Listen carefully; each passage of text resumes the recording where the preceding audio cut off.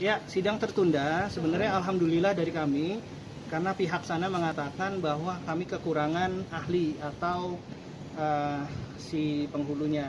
Karena penghulunya mendengar peristiwa itu, mereka tidak terima, dibilang tidak sah. Akhirnya, loh saya ada, saya secara Islam itu benar. Kok saya seperti itu? Tadinya kami nggak bertemu dia. Alhamdulillah karena di media disebut kita tidak ada penghulunya, penghulu itu akhirnya menghubungi kita. Akhirnya kita ulanglah sidang ini sekarang, ada penghulunya. Dan eksepsi mereka mengatakan kita tidak sah. Nah, sebagai penghulu atau yang menikahkan secara Islam, mereka tersinggung. Akhirnya, oke lah kami ulang lagi sidangnya dengan adanya saksi penghulu sekarang. Dan kemarin kebetulan Pak Alif juga mengalami musibah corona sampai 1,5 bulan lebih. Alhamdulillah banget berkat doa kawan-kawan Pak Alif bisa sembuh. Ya. Diminta ini nggak sih Bang, maksudnya tadi persidangan tadi kayak minta dilengkapi lagi atau seperti apa Bang? Iya, sidang tadi itu minta 3 minggu. 3 minggu. Karena katanya Ibu Yuli Askanya 3 minggu tidak ada di Jakarta. Jadi kalau dia tiba-tiba ada di media, wah artinya dia sudah ada, sudah di Jakarta. Jadi dia 3 minggu katanya tidak ada di Jakarta. Jadi ya kita lihat aja nanti. Oke. Ya. Kali sendiri baru pertama kali hadir sidang dan nongol nih di depan teman-teman media. Seperti apa sih kali sebenarnya, bisa diceritain nggak? Seperti apa ini? Keadaannya mungkin. Ya, terutama kesehatan sih alhamdulillah udah mendingan. Sudah semakin membaik lah, tapi masih dalam proses recovery sih. Makanya saya pun berharap agar cepat selesai lah. Dan kita dan tujuan saya kan baik juga, hanya untuk anak saya sih. Tidak lebih, tidak kurang. Itu aja sih yang utama. Oke. Komunikasi terakhir sama Askar sendiri seperti apa Bang? 2019 ya. 2019 bulan November. Jadi pada saat itu saya mencoba berusaha lah mencari anak saya karena dibawa pergi tanpa izin dan sepengetahuan saya saat saya lagi berada di luar negeri. Nah, akhirnya saya mencari, saya ketemu di situ. Terakhirlah saya dicaci maki, dihina, diusir, hampir dikeroyok pasal, didatengin preman di situ. Nah, di situ sih. Itu sih yang terakhir. Setelah itu saya mencoba hubungin Aska dan keluarganya, tapi saya diblok di semuanya. Dan anak saya dibawa pergi lah tanpa persetujuan dan saya nggak bisa bertemu sama anak saya. Sampai sekarang nggak ketemu Bang? Sampai sekarang iya. Terakhir bulan November. November 2019. Oh. Berarti adanya sidang perdana ini belum ada komunikasi lagi atau mungkin kesepakatan? Nggak bisa, soalnya saya nggak ada cara nih bagaimana saya mau komunikasi. Soalnya saya diblok di seluruh di medianya, di sosmednya, sama di WA-nya nggak bisa. Saya nggak ada akses untuk hubungan seperti itu. Itu bisa dibilang sudah bulat banget ya Bang ya, dalam arti untuk menyelesaikan hubungan.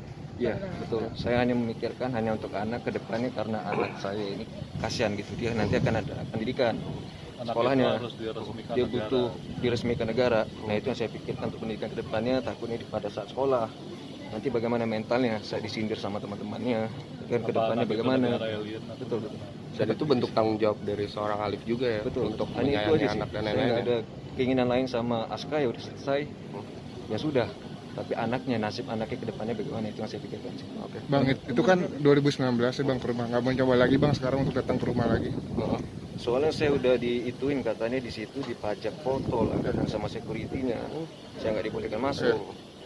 Pada saat pertama dia pergi pun dia udah melakukan hal itu. Tapi saya nggak tahu bagaimana saya bisa masuk. Pada waktu itu saya datang, saya bilang ke security-nya, saya pengen masuk, ketemu anak langsung dikasih. Dalam arti dengan cara sidang ini ya Bang, dalam arti untuk bisa terbuka semua gitu. Betul. Bang Asir, ini proses persidangan itu isbat nikah. Iya. Cerai atau memang cerai aja? Iya.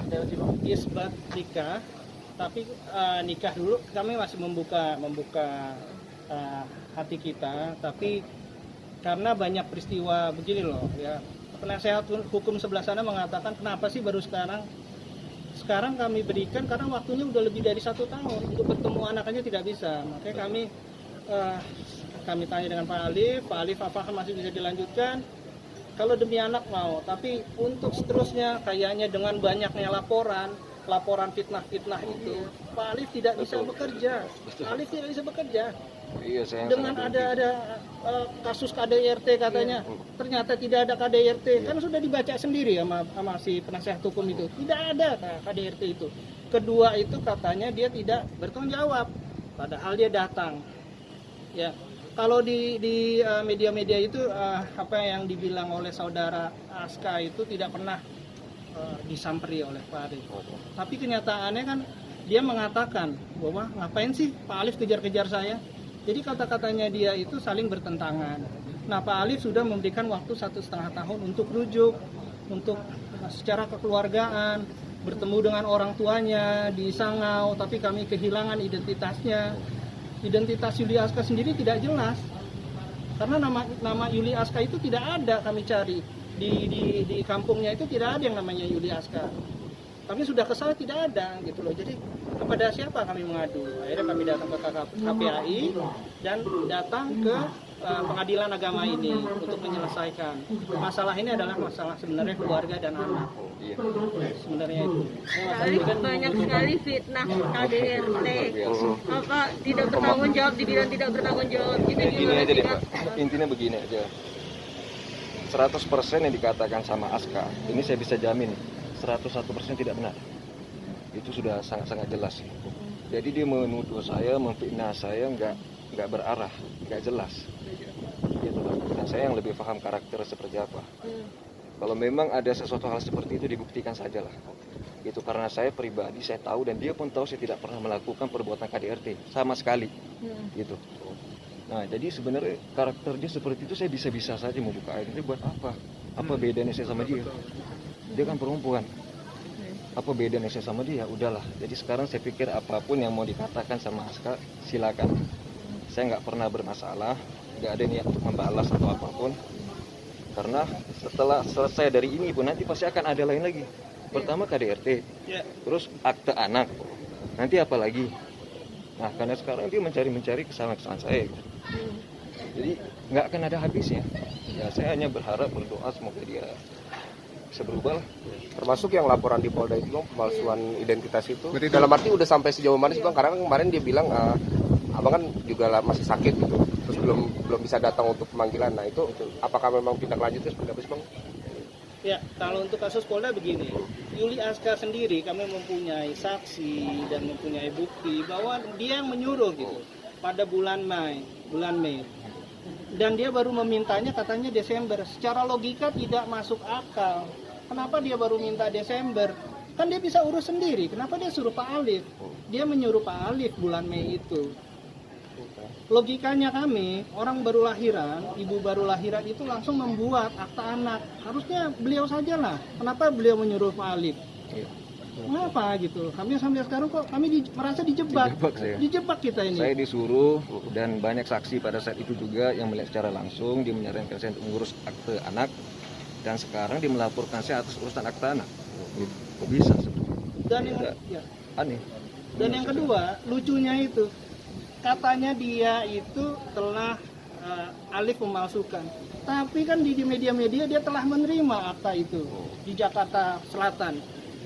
Jadi apa nih perkataan Aska, mana yang benar gitu loh? Kontradiktif. Katanya dia tidak membuat tapi dia menerima akta itu di Jakarta Selatan. Itu yang dia menerima loh. Itu loh, banyak tuduhan-tuduhan kami yang merugikan klien kami sampai tidak bisa bekerja. Di sisi lain dia bilang Alif mengejar-ngejar, di sisi lain dia bilang tidak bertanggung jawab, di sisi lain dia bilang tidak menafkahi, tapi di sisi lain dia mengganggu pekerjaan Pak Alif. Dia bilang tidak ada aktivitas, gimana orang mau kerja? Dibilang tidak ada aktivitas, iya kan?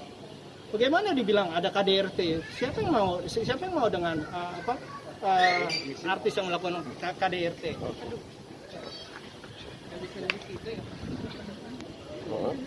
Ya intinya gitu, banyak kontradiktif yang sudah dikatakan oleh Aska, kemakan sendiri dengan omongannya beliau. Ya, kita menunggu banyak kemakan omongannya sendiri beliau. Jadi kita memakai bukti-bukti Aska sendiri nanti. Apa yang dikatakan dia kita akan jadikan bukti. Kesalahan dia sendiri, ngomongnya terlalu banyak kontradiktif. Kesalahan beliau sendiri. Menindaklanjuti selanjutnya akan seperti apa Bang nanti dari pihaknya Kak Alif sendiri? Akan lapor balik kah? Akan Dalam arti balik kah atau seperti apa? Mungkin nanti kami pikirkan karena ini menyangkut masalah pekerjaan, nama baik Pak Alif. Kedua ini kita masih melihat anaknya dulu kita selamatkan. Ya, anak itu tujuan dari tujuan dari semua ini kan hanya anak aja. Dari KPI kan kita tidak berusaha menangkap atau ingin memenjarakan Aska atau kan tidak ada. Kami ke KPI itu untuk mendamaikan antara ibu dan anak, ibu dan ayah agar anaknya sejahtera. Ya, mau anak itu nikah siri atau dikasih buat tangan, Undang-Undang Perlindungan Anak itu menyatakan ayah dan ibu itu adalah ayah ibu biologis dan kandung. Itu pasal 1 ayat 4 di Undang-Undang Anak. Itu sudah jelas. Mau mereka menikah atau tidak, itu tetap anaknya orang tua kandung. Itu sudah jelas. Berarti bisa dibilang keputusan hak asuh anak tuh memang dari awal tidak ada atau gimana sih Bang? Atau memang sudah diambil alih oleh Aska dari awal? Tidak ada hak asuh anak. Oke. Dia membawa lari anak ini. Jadi saya dan tim kemarin itu mencari Aska itu hampir 2 minggu 3 minggu ya. Dia kabur itu, kami cari ke kawan-kawannya baru ketemu. Karena dia memblok semua ininya Alif, aksesnya.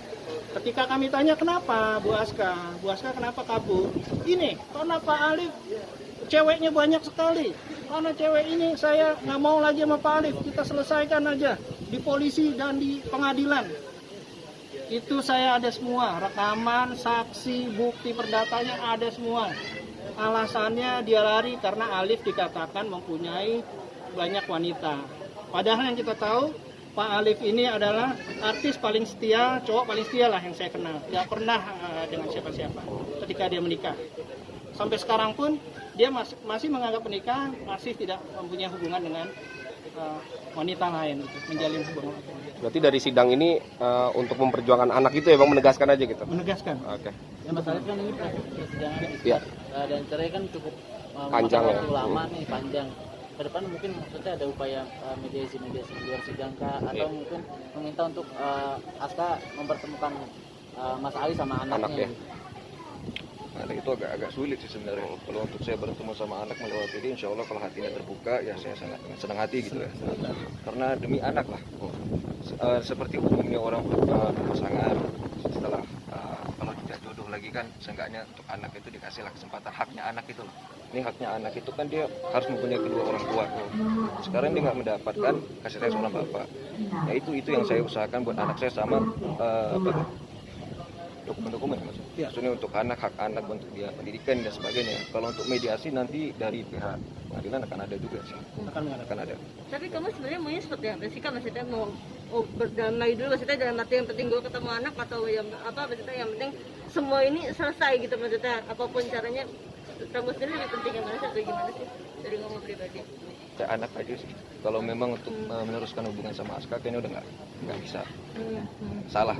Kalau saya meneruskan juga udah salah. Saya sudah dibina seperti apa, udah dijelek-jelekan seperti apa. Mau benar salah, apalagi nggak benar. Kalau benar aib orang kan nggak boleh dibuka. Ini nggak benar, fitnah dong. Udah salah lagi. Ya jadi salah juga kalau saya meneruskan sama dia. Karena usaha upaya saya untuk membimbing dia pada waktu dulu udah cukup lah. Cukup banyak dan memang nggak memungkinkan. Saya hanya memikirkan untuk anak aja sih, ke depan, masa depannya. Itu aja sih. Menghadapi banyak fitnahan gitu kamu gimana Kak? Saya santai alhamdulillah. Saya sebenarnya mau bilang jazakallahu khair ke Aska. Terima kasih atas keyakinan yang banyak. Alhamdulillah pahala buat saya banyak. Itu aja sih. Mas Ali tetap menjaga aib dari istri sendiri. Sementara fitnahan banyak banget nih, Ya, harus. KDRT lah apa. Ya kita kan berbuat sesuatu hal kan kita nggak harus balas dengan hal yang sama. Karena hukuman dia kan dia akan terima hukumannya nanti kan. Kalau saya melakukan hal sama, saya akan terima hukuman saya juga. Itu nggak akan dipandang itu. Mau kita balas setimpal atau apa, saya akan kena hukuman juga karena itu perbuatan yang salah. Jadi buat apa? Mau aibnya atau apa saya nggak perlu buka. Intinya saya udah nggak bisa meneruskan hubungan sama dia, itu udah cukup sih. Yang di Polda akan kooperatif Bang? Mungkin kalau akan dipanggil, akan datang mungkin Alif? Kami datang, sudah datang. Baru sembuh karena ada fitnahan lagi, wah Alif bohong-bohongan, dia menghindari panggilan kedua apa. Alif kemarin masih sakit datang ke sana juga. Iya. Kita kooperatif dengan Pak polisinya, Ibu polisinya kooperatif, tidak ada apa-apa. Kami nyatakan apa adanya aja. Tidak ada yang kami tutup-tutupi, tidak ada kami menghindari itu, tidak ada. Sangat kooperatif. Terakhir Bang, mungkin ada agenda selanjutnya sidang Ya, atau sidang. mungkin akan ke Polda kapan gitu Bang mungkin? Oke, Polda belum tahu kami akan kapan, tapi kalau sidang nanti tanggal 17 ya, karena Ibu Askanya sendiri tidak ada di Jakarta sampai 3 minggu. Baru nanti di sana akan diadakan mediasi. Kalau mediasi yang sebelumnya Bu Aska tidak mau bertemu dengan Pak Alif karena rasa trauma, itu yang kami pertanyakan. Kami mau dong lihat surat dari psikolog dari psikiaternya, apakah benar beliau ini trauma. Visumnya kasih lihat dong, jangan foto-foto bohongan seperti itu lagi. Foto-foto itu bohongan kok, itu operasi 100%. plastiknya dia. Kalau hidung yang mimisan itu operasi, disaksikan sama 3 orang usia udah 30-40-an, melihat secara langsung mimisan sendiri. Saya saat nonton bioskop sama dia mimisan loh. Nah, jangan dijadikan itu bahan fitnah loh. Luka-luka juga dari mana? Asal usulnya dari mana? Saya aja kaget, apaan? Saya tahu memang ada kejadian itu saat dia menghilang. Setelah kita menikah dia sempat menghilang tuh 1 minggu, nggak pulang ke rumah, nggak pulang ke hotel. Ada saksinya, adik saya sama nyokap saya di hotel yang sama. Saya ketemu ya ada sedikit memar dalam badannya. Nah itu dari mana? Saya juga pertanyakan itu dari mana. Karena setahu saya tahun baru dia bilang mau pergi sama teman mau jalan-jalan. Setelah ketemu saya ada sedikit memar dari mana? Karena dia pergi dari hotel saat itu disaksikan sama adik saya, sama nyokap, sama orang hotel. Mana buktinya? Masa keluarga saya nggak bilang kok ada memar, kok ada luka-luka kayak gitu? Nggak masuk akal. Jadi jangan berlebihan lah. Kalau mau mengada-ngadakan sesuatu hal ya masuk akal sedikit lah. Ini terlalu berlebihan gitu. Waktu di Bali pun dia pergi itu karena dugem. Jadi ketika baru berapa hari menikah, tidak dibolehkan oleh Pak Alif, dia ingin pergi dugem sama kawan-kawannya 3 hari ya. Secara sebagai suami ya tidak mau dong melepaskan istrinya untuk dugem, kan bisa kapan aja gitu loh. Tapi saat itu pulang dugem memar-memar lah, atau hitam-hitam, saya nggak tahu mabok atau kenapa, kita tidak tahu. Tapi ya itu alasannya, terus difoto-foto sama dia. Foto-foto ketika saat itu juga foto-foto dugem di IG-nya dia, kalau kami bisa cek lagi ya, kami belum cek lagi kembali. Saat itu dia sedang dugem di Bali. Waktu itu setelah menikah dari Bali, dia keluar minta izin untuk, bukan minta izin ya, dia keluar emang bilang dia ingin ada acara apa ya, dugem apa gitu. Itu yang dikatakan beliau sendiri. Berarti asumsi KDRT itu muncul dari situ ya Bang? Saya nggak tahu muncul dari mana. Ya, terserah dia lah. Karena kita kan punya undang-undang nih, Mbak, ya, khususnya di Indonesia kan. Ya semua segala sesuatu harus dibuktikan. Dibuktikan saja lah. Gitu loh, maksudnya nggak perlu mengada-ngadakan, dan saya pun nggak mau terlalu menilai dia bagaimana. Yang sudah saya anggap sudah lah. Dia pun mau bagaimanapun ibu kepada anak saya.